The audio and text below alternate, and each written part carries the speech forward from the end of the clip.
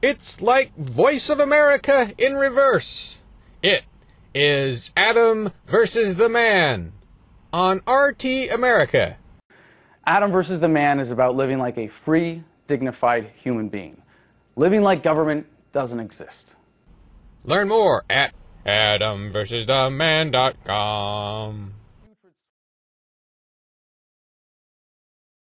There's a really great opportunity for us as people get disillusioned with liberalism in general. All Adam versus the Man, all the time.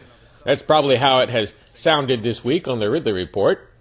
It better. These guys were serious enough to buy a lot of ads here. We're trying to blitz a bit between now and the show's debut on April 11th. Of the network here for this show, they're going to be giving me full editorial control, and you know, if that's compromised, you're going to know. That's a promise. As some of you probably know, the anti-war Marine Adam Kokesh was just hired by Russia today. They'll have him on a nightly 7 p.m. English slot that airs in America. This is a consequence, America. This is a consequence. You want to get the real news about what's going on in our country? We got to have it sponsored by the Russians. Here's what I see in this that others may not. I've always had a certain dream and a certain fear. The dream is what I call defense in-depth media. Imagine that liberty media is like Switzerland facing the Nazis. There's a frontier and volunteer soldiers manning it. There's a line of Swiss artillery behind them, and behind that, the possibility of support from powerful foreign allies. Allies who won't even be Switzerland's allies, unless those Nazis are stupid enough to attack. Think of individual freedom lovers in New Hampshire as the frontline soldiers. Cop recording activist Pete Eyre, for instance. No, you got to turn the camera on. Can you show me a statute that says that? It's their rules. Show me in the rules. Departmental rules. Is he invited in here with his camera on? No, sir. If not, you're going to be arrested. Who gives him the authority? When Pete's position comes under fire, he will generally keep running his camera. He'll generally take great risks to hold that position. He knows he can generally rely on liberty media forces that are stationed, virtually speaking, 10 or 20 miles from the front line. Free Talk Live, the Ridley Report, nhfree.com. They will tend to launch PR artillery attacks on the forces that expose themselves.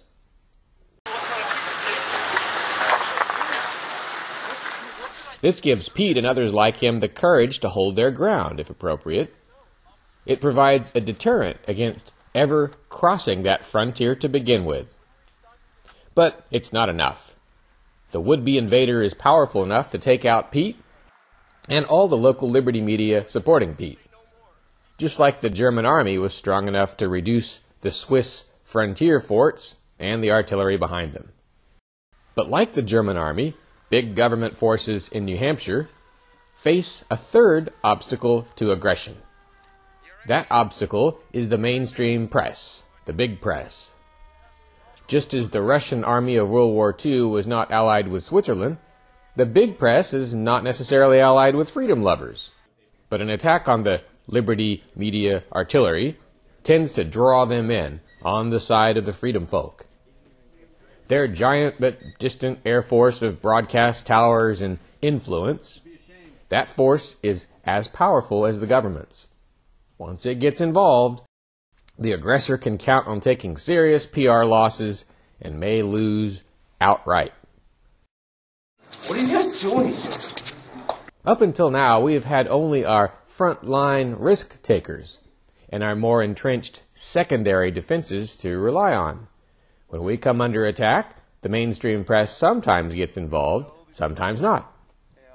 Ideally, you want to make it so that every attack draws fire from all three: the frontline risk takers, the liberty media, and the mainstream press. Better still if it's the national mainstream press, and perfect, ideal if it's the international press too. It's all a PR deterrent. Defense in depth. My dream. But I told you I had a fear too. Each time there is some new assault on our people, I worry that it will fail to draw in the decisive third step, the involvement of mainstream press. I worry that only the liberty media artillery will strike the aggressor. And sometimes that's what happens. Sometimes the mainstream press doesn't get involved. Hopefully the connection between the liberty media artillery stage and the mainstream media Air Force stage will get stronger. Hopefully Adam's new show will make that happen. So shut it off, or you're going to be coming with me. A serious attack on U.S. liberty media would draw him in, and with him, the concern of a large mainstream media outlet, perhaps ultimately that of the Russian government. Whether you like that government or not, it's a power Washington has learned to be cautious with. What will all this mean in practice? Well, it will probably just be kind of like having a second Fox News Freedom Watch. They'll probably only be covering New Hampshire liberty news on occasion, if left to their own devices. But if you want to get them focused on the Free State in a way that Judge Napolitano isn't, send them story ideas. Or give them, as John Stossel would say, something sexy to cover.